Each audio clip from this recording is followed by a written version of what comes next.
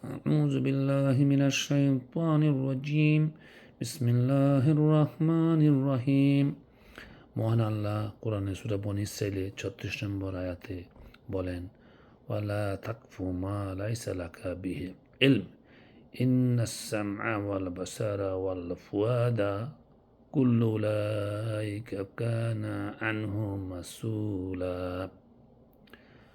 অর্থ, যে বিষয়ে তোমার জ্ঞান নেই সেই বিষয়ে অনুমান দ্বারা পরিচালিত হয় না। নিশ্চয়ই কর্ণ, চক্ষু, হৃদয় প্রত্যেককেই কৈফিয়ত তলব করা হবে।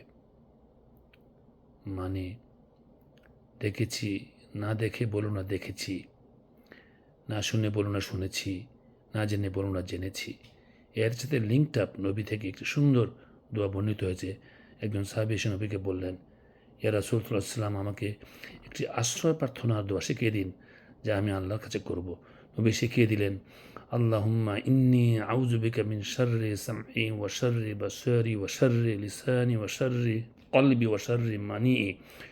অর্থ, হে আল্লাহ, আমি তোমার কাছে কর্ণের ক্ষতি থেকে, চক্ষুর ক্ষতি থেকে, জিহ্বার ক্ষতি থেকে, অন্তরের ক্ষতি থেকে এবং বীর্যের ক্ষতি থেকে আশ্রয় চাই।